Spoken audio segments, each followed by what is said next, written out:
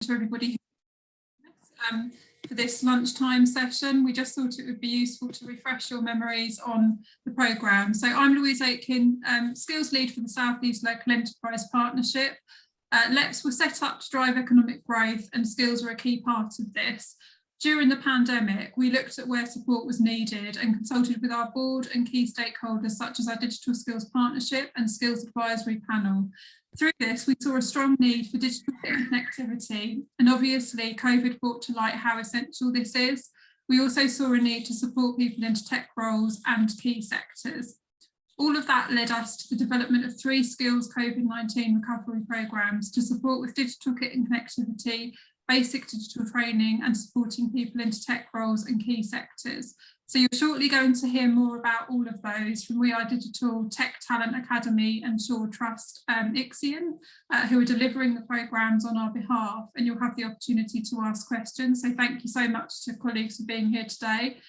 We also have intended to make these programmes as flexible as possible to demand and changing circumstances, because obviously the world is changing very fast at the moment. So we are looking at some adaptations, such as supporting underemployed people as well as unemployed.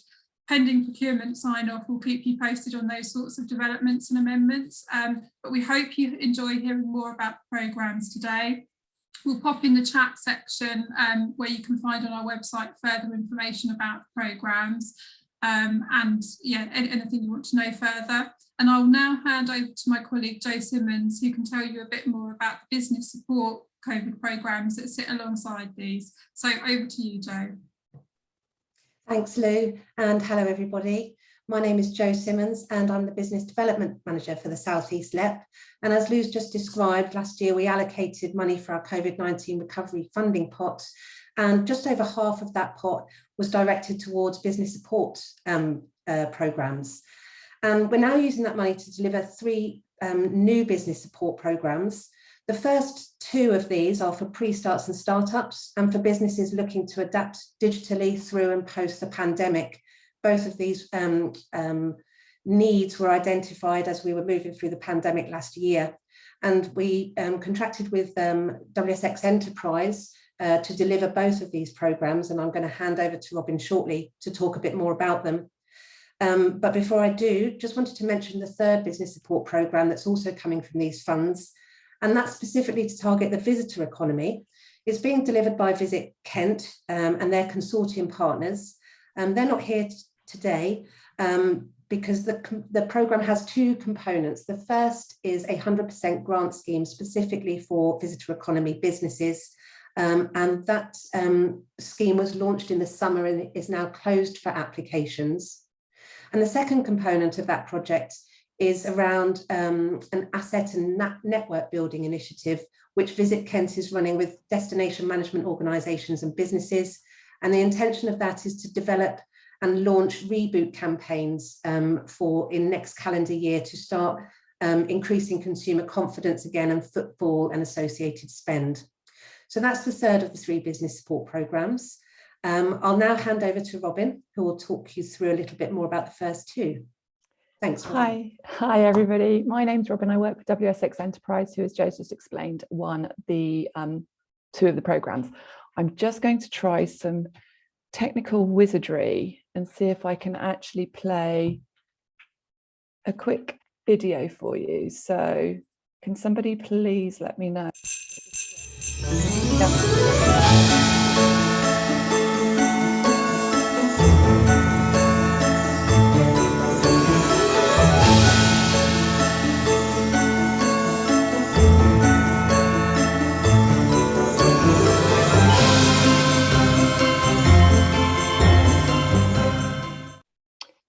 Okay, so now I actually don't know how to stop sharing the screen. Jim, can you tell me how to stop, pause, share? Yes, stop sharing, has it? Perfect, awesome. See, I need to actually go on one of our programs, which is called Adapting with Digital. Nice segue that I've just done there. Adapting with Digital has been set up as a program to help businesses who have been trading for at least a year to learn more about digital aspects of running a business, like how to operate sharing a screen properly. We offer support for any businesses that have any digital need, and there's so many things that count as digital in this instance. It's not just learning how to operate screen sharing or how to do SEO or how to do website development. It covers any part of running your business that could actually come under a digital heading or could have a digital aspect to it. So we have a lot of people come to us who want to put their accounts online but have no idea how to help it. The program runs by you registering on our website. I will put the link in the chat in a bit for you. You register on our website, you request a one-to-one with one of our business advisors. We've got 8 business advisors working on both the programs. So they're there to help you at all times. You have a one-to-one, you identify the needs that your business has and the blockers because of COVID, and we work through them with you. That can either be by further one-to-ones, by watching some of our many videos that we have available on our website, or by attending any of our events. We've also got a couple of external people that we can refer you to if necessary. That's our Adapting with Digital program. We've also got our Starting and Succeeding in Business program, which is available for pre-starts and startups who are obviously not yet trading or up to 3 years trading. This gives businesses a grounding in the basics of how to set up a business and all those first fundamentals that you need in the first couple of years that you might not already know. The process is the same. You register on our website, you request a one-to-one, you speak to one of our business advisors, and we take it from there. But the most exciting thing about our programs, I think, are our grants, which, as you have just seen from our advert, are available at the moment. We have got grants for businesses of between £500 and £2,000. The grants are fully funded, so there's no match funding required. You just need to have met certain eligibility. So for Adapting with Digital, you have to have had 3 hours of support with us, which does include watching videos and also attending our events, but must include a one-to-one. And our Starting and Succeeding in Business, which the eligibility is 6 hours with us, but it must include 2 one-to-ones. There's a few other technicalities, but you can find those out on the website. We then work with you to find a blocker that is stopping your business moving forward, that a grant could actually help remove. So something we've seen a lot of in the Adapting with Digital program is people who need an online booking system or an online shop. They haven't needed it in the past, but now it's what will actually help their business stay alive. So we are talking to a lot of people about these. And the grants can take a wide form of how you actually get that help.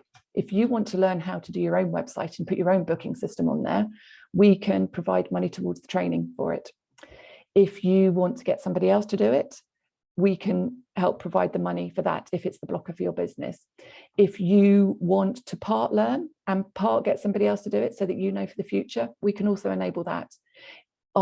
Our grants are really on a business by business basis, and what one business might get for a grant, another business might not be their blocker, so it's not something that would be relevant for them. So if anybody is interested, all I can suggest is that you go and register on our website and you have a one-to-one, because we will talk you through the whole process and we will find a blocker if there is a blocker that you can apply for a grant for. The grants take between 6 to 7 weeks to come through if you are successful, and they are available until March the 28th. The closing date is March the 28th.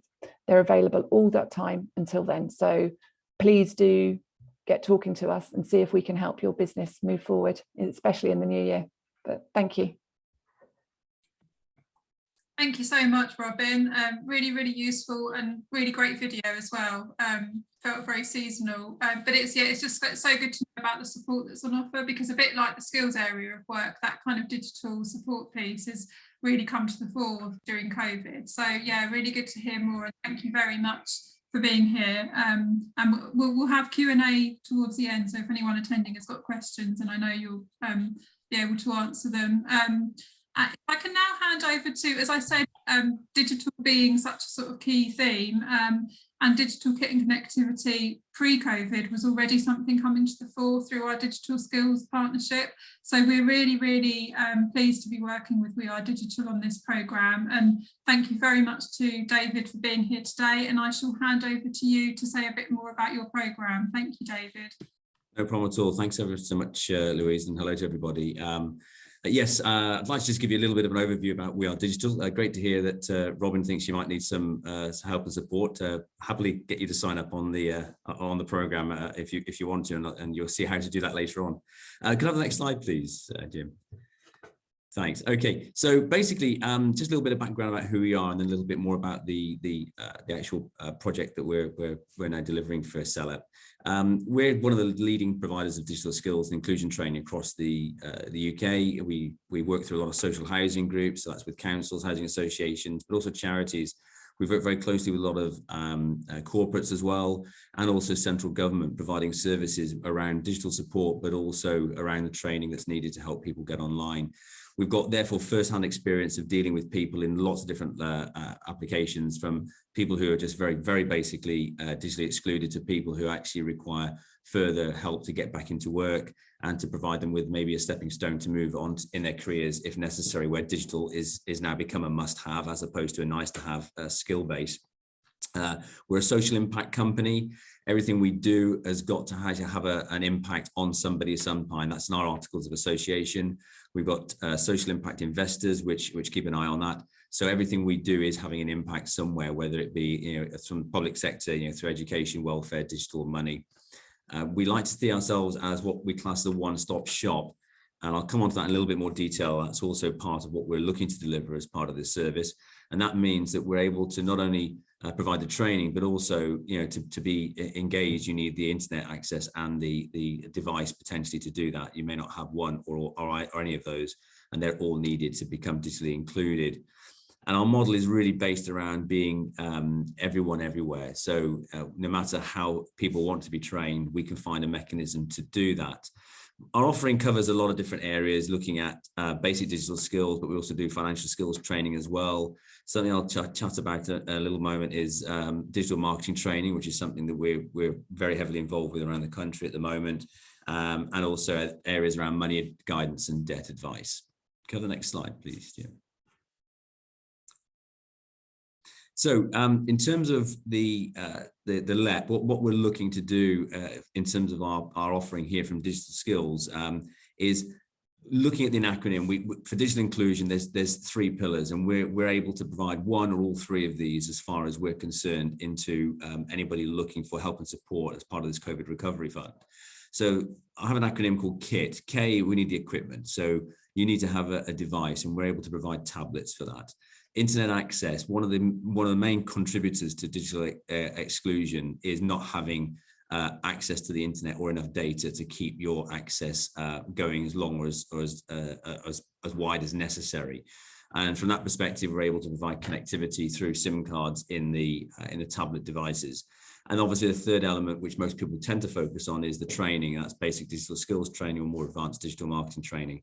Usually you need one or all three of those to make sure that you're able to be digitally included, and we're able to provide that as part of this service.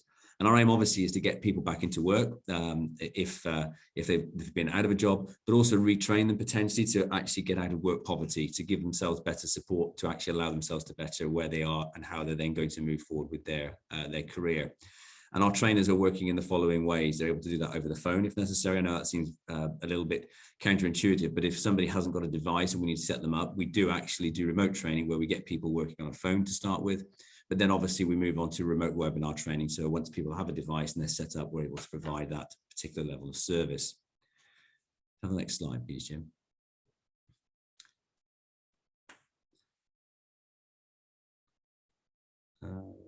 Do you want to go? That's it. That's the one.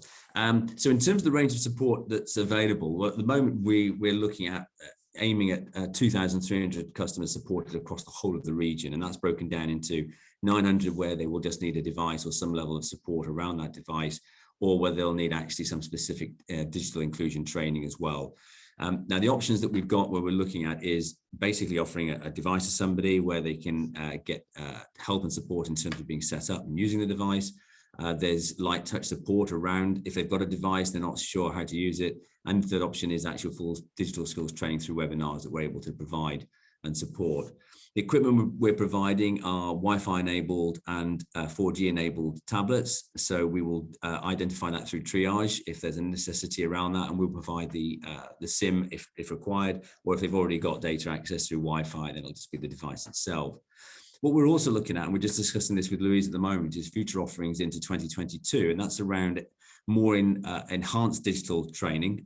So that's a more involved digital skills course, and that's for roughly about 6 hours, and potentially looking at digital marketing, which is a deep dive into a specific area that we know there's an awful lot of requests for and demand for in the marketplace at the moment. So from an employability point of view, it's certainly of real interest, and we think it will be of real interest to the SELEP region as well. The next slide, please.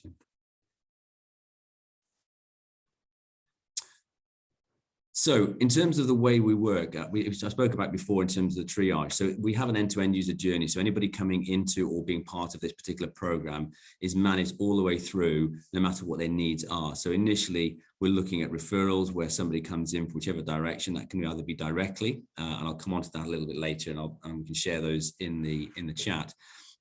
We then triage those individuals to identify, one, to make sure they're obviously based in the region, but also to identify what their levels of needs are. You know, is it the full kit in terms of needing equipment, internet access and training, or is it just one of those three?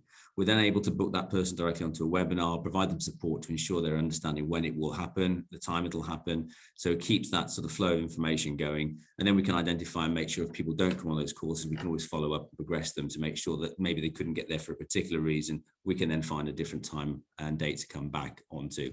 And we can report all that as necessary, depending on what information is required by the referring partners that we're dealing with. So next slide, please. And this just gives you a little bit more detail in terms of the types of skills that we're able to provide. So learners on the course, we've got a number of webinars: how to use internet to search for a job, finding the right agencies and employers, how to build your CVs online, how to conduct a job interview online. This seems, something that as absolute necessity these days. Nearly every single job interview that I've been aware of, that I've been involved in, has actually happened online as opposed to face-to-face, which would have been a complete anathema a number of months, if not years ago. And also how to use online apps and tools for interviews. So we've been finding that the building the CVs and doing the job interviews and team chats is actually some of the most popular ones that we've been looking at, for the reasons that I've just stated, because it's not something that people have generally always been involved in. But we're also helping to help people with filling out forms of submitting online job applications. If you think now, that's absolutely a key criteria, whereas before people maybe actually were filling them by hand as opposed to actually having to do it online. And also doing the covering letters, because now it's all very much interactive through a digital means as opposed to face-to-face with somebody, and providing that device and internet access if needed. And obviously we can do other things around that during the discussions with the webinars and the trainers as appropriate. Okay. Next slide. Okay, you'll be pleased that this is the last one. So in terms of looking at what we're looking at from a referrals and eligibility point of view, first eligibility, quite clearly, you must be in the SELEP region from a geographical perspective and have a need for the digital services that we're able to provide. Obviously, the aim is to look at people who have recently been made unemployed, or are having difficulty getting back into work due to COVID-19. And that's the type of area we'll be questioning around. And any other barrier to employment that you've had or training as a result of the COVID-19 situation. We're using a number of referral partners directly. Obviously, we can get people coming in, and that's either through our landing page. You'll see the links below. As I say, we'll put these in the chat, as well as looking at email marketing, which we're doing a lot of, and we're also doing a lot of social media work as well, and working with local communities as much as possible to try and get the message out there. And that's through our referral partners.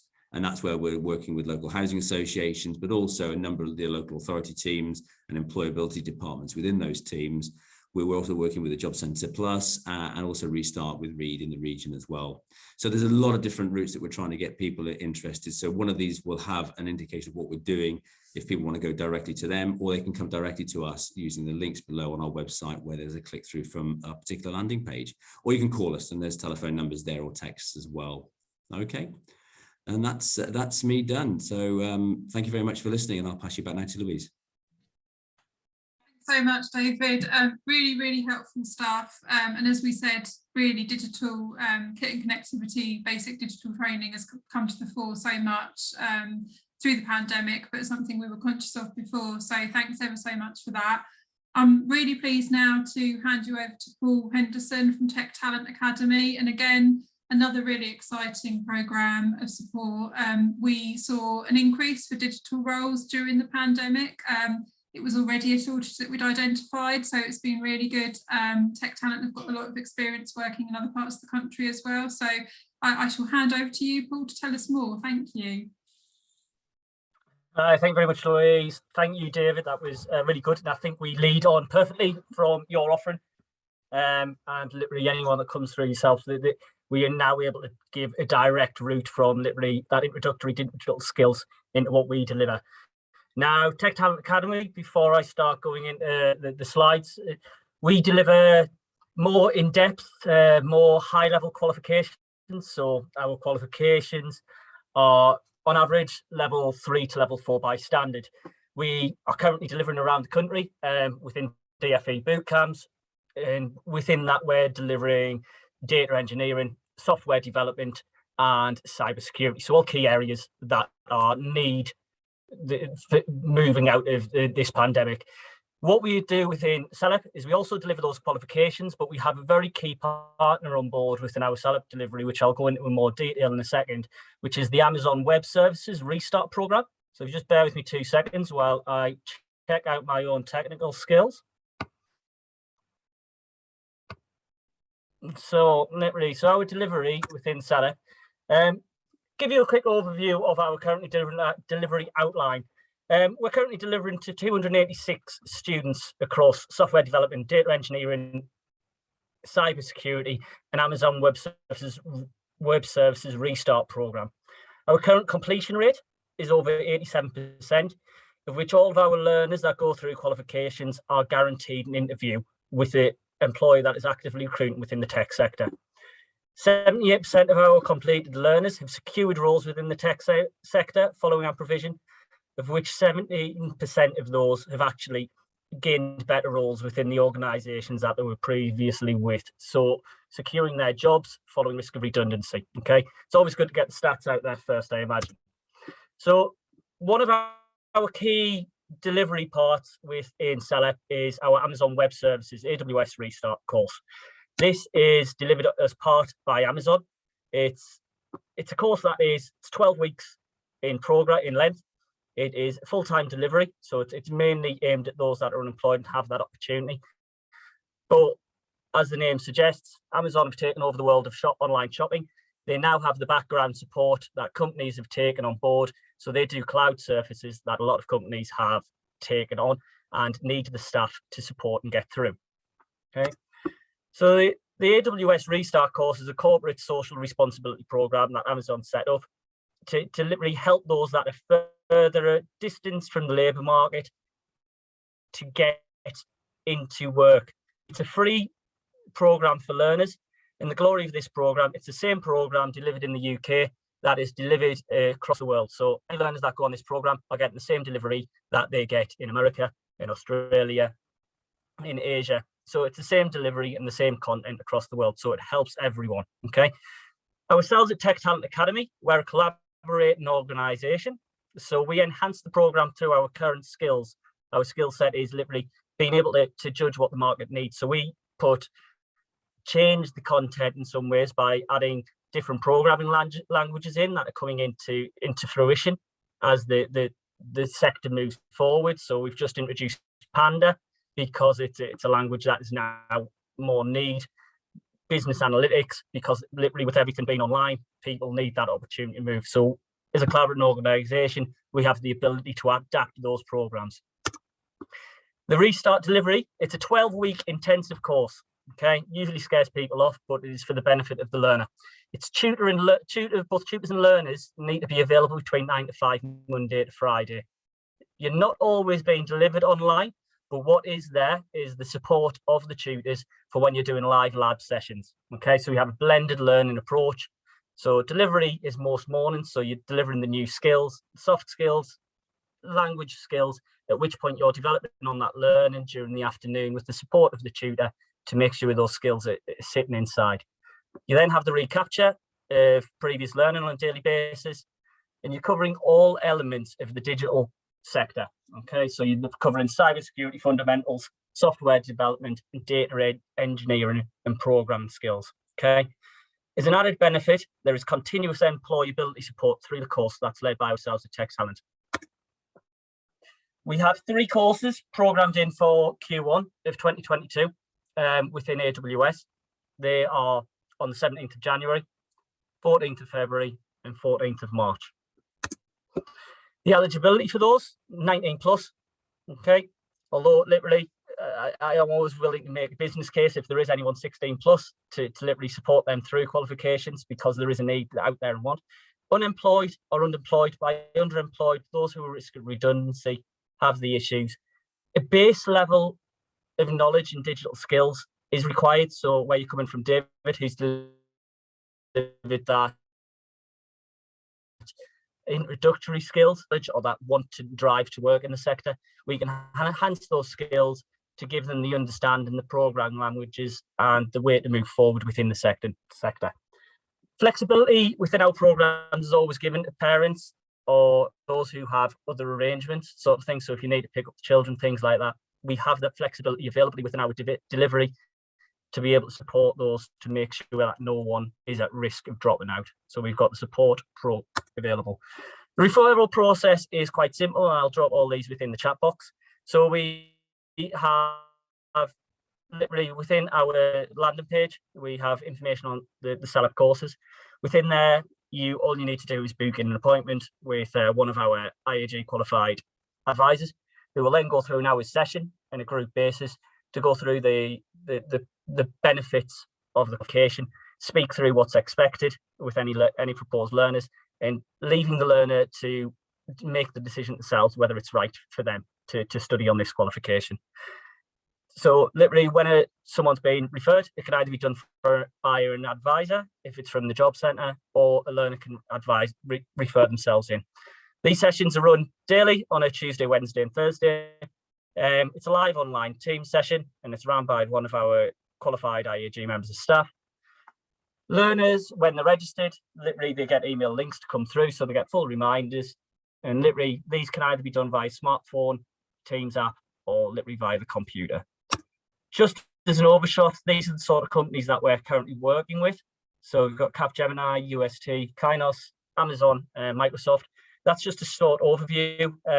With AWS and the way it's moving forward, it's a constant influx of companies that are looking for members of staff to join their teams. And within TDA, what we look at for any company that we transfer or put our learners in front of, we look at companies who are going to give continuous professional development. So although they're coming in from a 12-week training standpoint, we're looking at companies that are willing to develop them. So the average person goes into a 6-month development role within an organisation to then progress onto a full-time permanent contract from that point forward as they've developed the skills and show. Okay, thank you very much. I am looking forward to answering questions at the end. I will pass you back to Louise now. So much, Paul. Really interesting, and I think, as you said, the sort of pathway from David and We Are Digital is really good. The two complement each other very well, and it's just really exciting to see the sort of technical training that's on offer, and then getting people into tech roles where we know they're needed and they'll get kind of really good careers. So thank you very much. That was a very helpful overview. And I shall now introduce Evie, who's joining us from the Shaw Trust. And again, just to reiterate that during the pandemic, we saw a need for reskilling.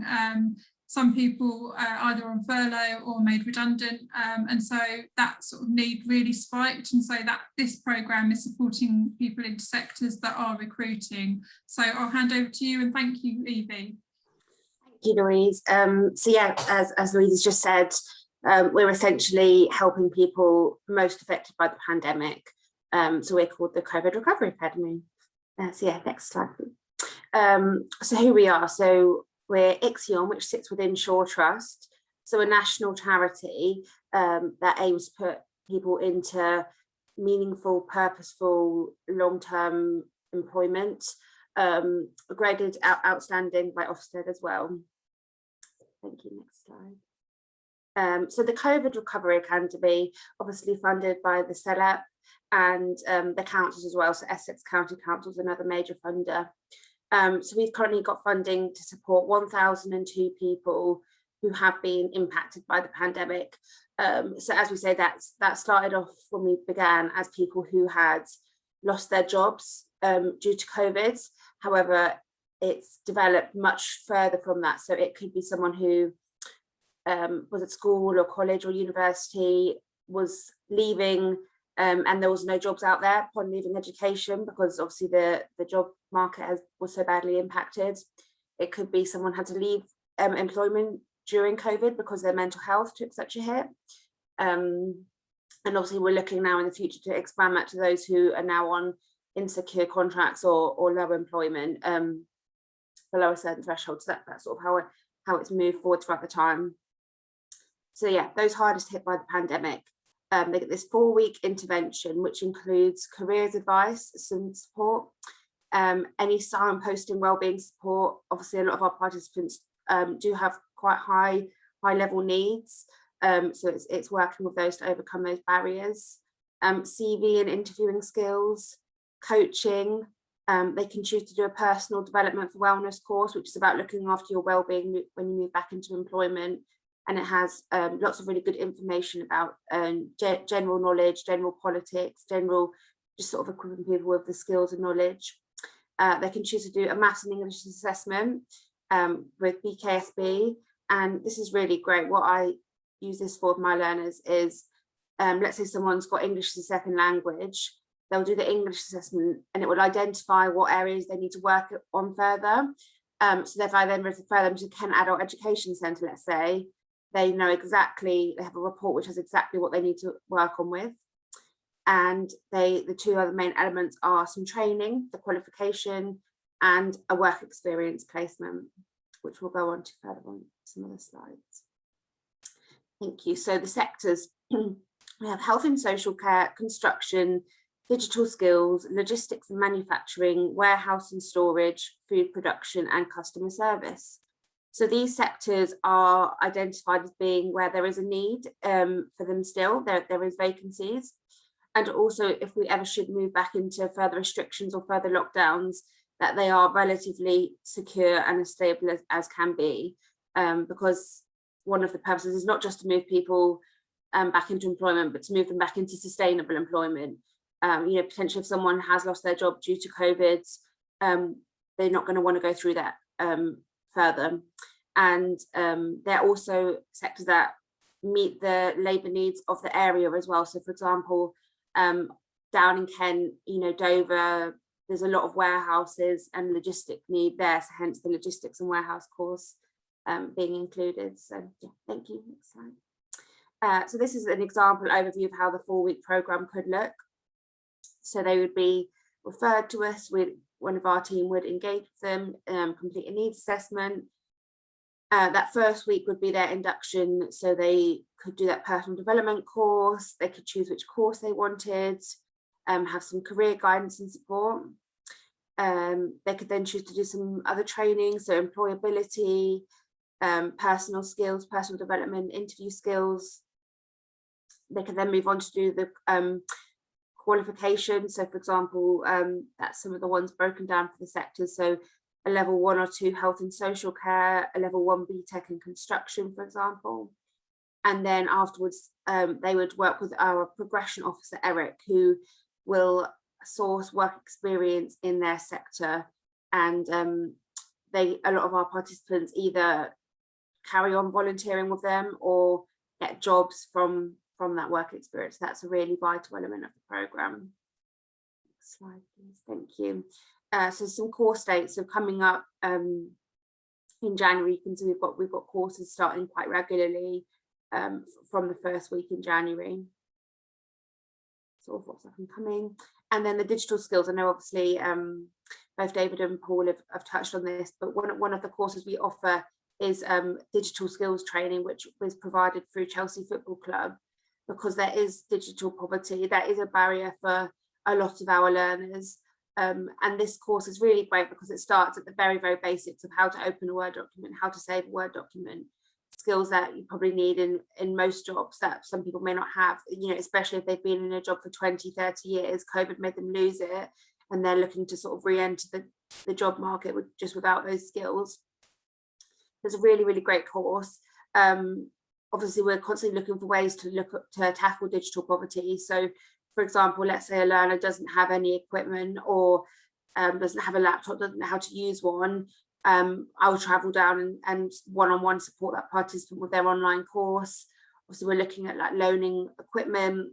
JETs often provide tablets and SIM cards for learners, but they don't know how to fit them themselves. So let's say they're accessing our support and the JET support, I'll travel down and fit that SIM card and activate that tablet for them. It's a really good way to obviously make the most of the support that's out there and work collaboratively. Yeah, next slide.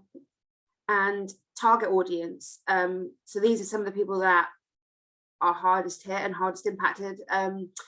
Young people aged 16 to 18, Black and minority ethnic groups, older job seekers, and disabled people. Although to be eligible, learner would just need to be 16 years or over, impacted by COVID, and have a right to work in the UK. Slide, please. So that work experience placement I mentioned, so why should the learners do it? Well, it's an example of what that workplace and what that employer could look like, because the programme is reskilling and uptraining participants. They don't need any prior experience or qualification in that sector. So let's say construction, for example, it's that first glimpse into what that sector could look like, gives them that opportunity to explore that as a potential career option. For a lot of learners, it's that increased confidence, maturity, self-esteem, motivation, learning the ropes sort of firsthand. I always think with a job, it's great to learn about it, but you don't know if you're actually going to like it until you do it firsthand. A lot of our learners are kept on for further volunteering or further work, interviews potentially, and they can obviously get a reference from it. So it's a really good way to, they've usually got 2 references by the time they leave us. They've got their work mentor from their placement and the tutor from their course. And just to develop those workplace skills, which is so vital. So for referrals, we would literally just need someone's name and phone number. We'll pick up the rest and take it from there. So it can go directly to Joanne, my manager, and her email and phone number are there. Or we have the shared inbox, which all my team have access to, which is that COVID recovery at Shaw Trust email there. And obviously the website's got some more information. Yeah, thank you very much. Thanks so much, Evie. It's useful again, and at the moment, not a day goes by where we're not hearing about skill shortages in the news. So it's really good that we've got a programme that is proactively helping people to get into the jobs that are actually there. Really appreciate that. Thank you. I don't see anything yet. I'm looking at Jim as to whether we've got any Q&A coming through. I just thought it would be worth sort of noting the time frame for these. So these will be running into early next year. They'll continue to be available probably until mid next year, 2022. So just to sort of keep people posted, and we'd really appreciate colleagues' help in spreading the word. If you know of anyone that you think would benefit from any of the offers you've heard about, please do share this, share it widely with your networks, because obviously this support is all free of charge to the users, and really good to help people to access it while it's still available. A question to kind of kick things off, I guess, is that is there any kind of support that these programmes aren't offering that you feel is needed or will be needed in the future? So if I can go to David first with that one. I think the employability angle is very good, but I think what's been highlighted, and Paul mentioned it as well, is people need the basic digital skills in a lot of cases. But I don't think it's just one size fits all. I think there's a spectrum of requirements. So you've got higher level requirements to move into certain particular roles. But actually then, as we just heard then, people just being able to open a Word document, knowing what a Word document is. And I think these are the things that we probably need to look at in a wider context, is that a digital inclusion means different things to different people. I could be digitally excluded because I don't know how to code, but I'm very capable at using a computer and every other thing around that I need to in terms of my desktop. But then you're dealing with people even coming out of school, so who may not even have got a job at the moment. They may be very digitally included from a social media perspective, but they may not actually have the basic skills to be able to use Word or Excel to be able to get themselves on that first ladder of a job. And I think there's sometimes this misnomer that just because they're a young person, I use that word very loosely, they should know how to do all this. They don't. They haven't had those skills provided as part of their curriculum, because it's not part of the curriculum. And I was having this discussion only a couple of weeks ago with a head teacher in a school in Birmingham, the same type of thing. Post-COVID, when they went back to school, they actually took some of the computers out of the classrooms because they weren't on the curriculum. And it just seemed like, really, they said, yeah, there's nothing, it just isn't there, the curriculum they're having to teach. So I think you would just have to be careful that we don't try and have a one size fits all, that there are different areas of requirements across the board, and making sure that we're not excluding people because we're assuming that they will know certain things. And the other thing as well, I think is really, really clear, is that digital exclusion, as I mentioned in my presentation, is a massive spectrum. It can cover anything from people not actually having a device, but maybe knowing how to use it, but can't afford it. Maybe having a device, knowing how to use it, but can't afford data. So I think we just got to be wary that there's lots of different areas that need to look at. And it's about triaging and making sure we identify them, and actually not excluding them at the early stages, because we don't feel that they fit into the, shall we say, the eligibility criteria that we initially think that should be there. Yeah, such great points, David. And I think that's sometimes the problem with some of these sorts of programs, isn't it? That they can be too restrictive, and it should be about what the individual needs, which you can't always predetermine. And digital, I guess, has become as fundamental as kind of, numeracy and literacy, in terms of not just getting a job, but just, everyday life really, and accessing basic services. So yeah, that's really, really helpful.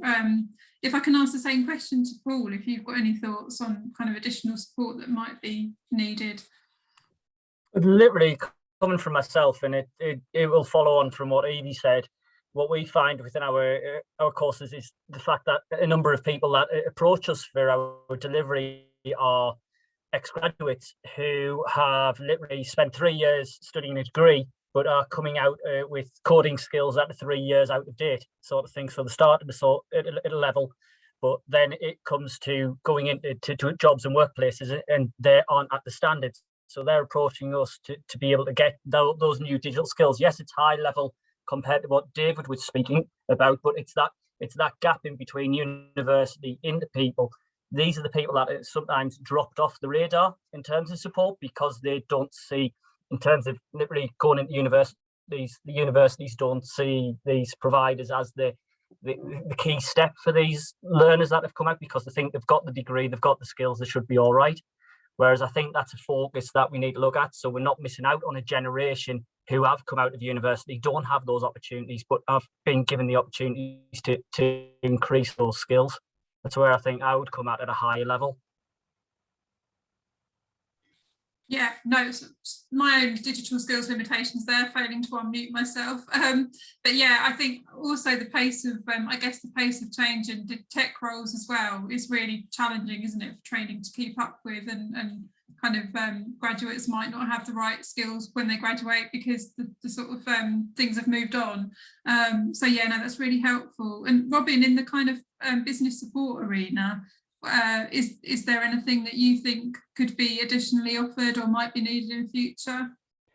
I think from my point of view, there's a big misunderstanding about what digital is. And as I spoke about, it is so broad, it covers everything.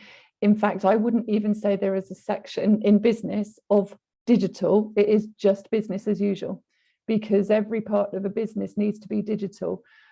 We've had people come to us who think that they have to apply for a grant for £2,000 to get a new website. An example I had was a lady who had taken over a florist shop. She actually had a husband who was at home looking after the children, who did a brilliant website. She was like, well, I really want your help and support, and I could really do with your money, but I really don't need £2,000 for a website. Spoke to her. She has got a till system that she doesn't even know how to operate. She can't even program it. And she bought the shop a year ago, so right at the beginning of COVID, 18 months ago. She hasn't done a single bit of paperwork since. She's scared of it. So we've said to her, look, get an online accounting system and get somebody who can teach you how to use your till and program it for you. She's like, oh, I didn't realize that was digital. And I just like, that's, you know, and she actually was in tears because that's what was causing her the sleepless nights, not the brilliant website that she had. And I think there is that whole misunderstanding of what digital is, and it is just business as usual for our businesses. You've got businesses who haven't ever had to have a website, and now they need to get a website so that they've got an online presence because people can't get to their shop. And they just don't know where to go. We're not telling them they have to learn how to suddenly do websites. We're saying there is support available for you to actually find someone to help you with your websites. And I think that it's scary to some people and they just run away from it. And so they keep blocking their business rather than just having conversations with people who will help and support them and help them move forward. And yeah, I think just demystifying what digital is would really help. So interesting. Yeah, and I think, as you say, that perception sounds like a massive barrier, actually. The definition of digital is a really interesting one. It's something through the Digital Skills Partnership at the LEP we've grappled with a lot, actually. It's like, what do we actually mean? And it's such a good point, because itself, I guess, can be a barrier, just people's perception of what that means, and that it's something there that isn't for them, but actually it is. And as you say, it's business as usual. So no, that's really, really helpful. And Evie, did you have any thoughts on kind of any future support? I think that it would be to just ensure we're looking holistically, because in my experience, a lot of the learners have got a lot of needs, whether that's because they've got some form of learning need or childcare, financial. So I think it's really great to have the qualification, have the training, and have the placements, but it would just be to ensure, there's no point a learner completing the qualification but not actually being able to take up a job because of childcare. So it's sort of just looking at that person's life circumstances. And I know for several, the cost of childcare, it sometimes makes what they would be earning an hour not worth that job. And we have also come across some learners who say that, for example, that job would only make them £20 better off a month than they are currently on benefits. So why should I do that? So I think it's whether it be some kind of awareness that, for example, if you took this job, it could lead into a career where we're not saying take this job and you'll be £20 better off forever. That could lead to £100 better off in 6 months, or it's just sort of that awareness of sort of, I suppose, like tying together all the different sort of needs and unpicking it for that individual, and just some sort of maybe financial awareness of I know, for example, on some of the other projects at Shore Trust, they have like digital and financial inclusion tutors who will sit down with that individual and go through and break down those barriers for them individually and sort of work out something that works for them and in their circumstances. Because yeah, like I say, we've had a couple learners who go through the program and it's great, but actually the day-to-day obstacles are what's their barriers still fundamentally. So yeah, I would say just looking at things like that childcare and like the weighing up the wage alongside that, and sort of just looking at it holistically and to that individual's needs. Yeah, because I guess those things can be fundamental, can't they? The training of itself can be amazing, but if you've not got that additional support, then the training might fall away because you've got that barrier in the way. So such a good point again. Yeah, thank you, Evie. David, you wanted to come in? Oh no, you've got a hand up. Oh, I have. Sorry, I was going to go into the chat. My apologies. Not a problem at all. Not a problem. It's like me not being able to unmute myself. We're running short on time, but I know that Jim had a question that came through before. I don't think we've had anything additional in the Q&A, but Jim, I'll hand over to you with a final question. Thanks, Louise. And just bearing in mind some of the organisations that might be watching this back at a later stage, I was just wondering if any of our provider partners here are, struggling is the wrong word, but are looking to develop their delivery in particular regions and areas around our LEP.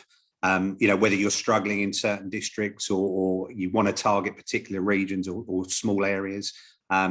If there's any insight for partners that might want to refer in and might think they can do a job for you, where might that focus particularly? If anyone wants to come in on that. Can I? Yeah, go for it, Robbie. So we do have to represent the regions we've got given targets for the regions. But what I would like to say is there seems to be something of a misunderstanding that this project and programme is available for everybody in any business within the entire SELEP region. And anybody can access it at any time, and it is available until the 30th of June, and the grants are available until March the 28th. So anybody in the 177,000 businesses available in the region, I'm quite happy to talk to. I'm not even going to specify a town or a county. Thanks, Robin. I'm not David, fussy. yeah. David, from your point of view, is there any particular region or area where you need additional support? No, it's really across the board. But what we were quite surprised at is even with having kit available, I think there's this element of it's too good to be true. It must be, and I'd say that really quite seriously, because I don't think we're the only provider who is coming across this. So there needs to be a way of actually going, look, there's no hidden agenda here. This is money that's being put there to help people, and I'm just really conscious that I don't think it's getting through sometimes to the people who really need it for whatever reason, and that really, really frustrates me in a lot of ways, because we criticize governments and regions for not spending the money, and then when you do have the money to spend, you have trouble almost giving it away. And even with the kit, because we know that there are people out there who cannot afford to buy or get access to devices to be allowed them to just get the basic services that everybody on this call here just takes for granted. And I think it's so important that we get that through, that there's no snag. You're not going to be asked for this piece of kit back. Okay, you may have to pay for data after 3 to 6 months, but compared to actually having to buy it, you've got something there, and you'll probably better yourself by having the device, that then paying for the data going forward won't be an issue. And I think it's just getting that across to people. There is no hidden agenda here. This really is to try and to help people. Thanks, David. And just to point out, and I know you have all been approached individually by my colleague, or ex-colleague, should I say, Hassan, Essex County Council. But Hassan's just put in the Q&A there his offer to support each of the providers around the region in doing the work that you're doing. So that's hopefully you'll be aware of that, but if not, Hassan, and I'm sure we'll be back in touch. So thanks, Hassan. Paul, have you got any thoughts on geographically across our region?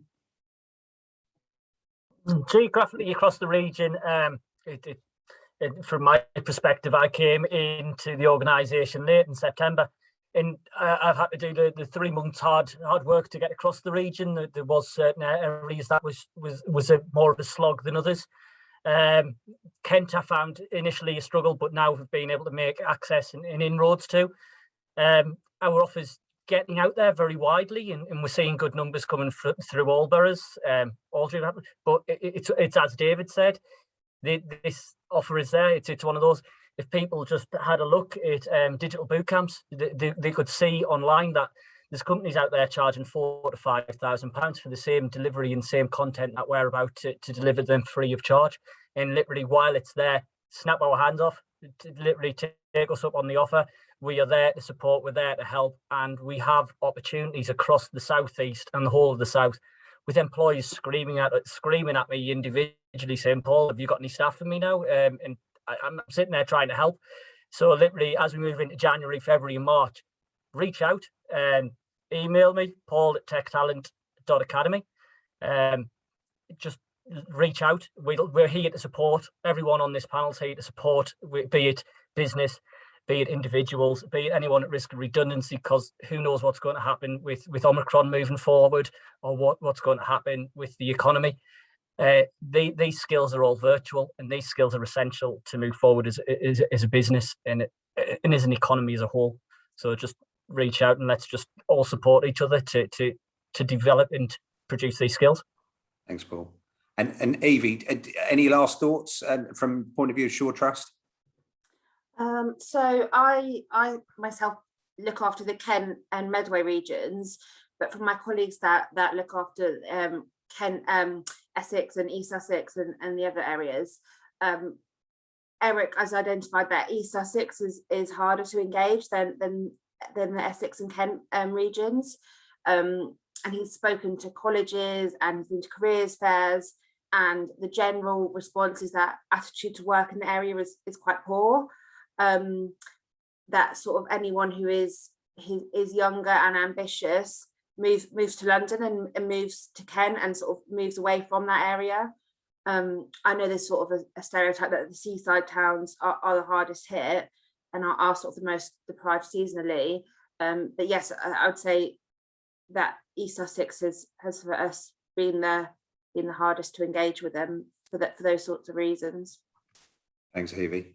I'll hand back to Louise at this point. Thanks, Jim. And with 2 minutes to go, I think we'll have to wrap up unless any of our speakers have any final words they want to say or share. But just to say a huge thank you to you all. We will be sharing this as a recording, as Jim said earlier, because we've had a lot of interest in today, but colleagues who couldn't be here will obviously want to watch this back and we'll be sharing it widely. So just a kind of echoing that plea that you all made, please do let people know about this. As colleagues have said, there's no hidden agenda. This is support that's available that we're just really keen that people take advantage of and help them with their business development and, you know, upskilling. So please do help us to spread the word and get people accessing it. But right on time, I'm very pleased to say thank you very much for attending. We hope you found it useful.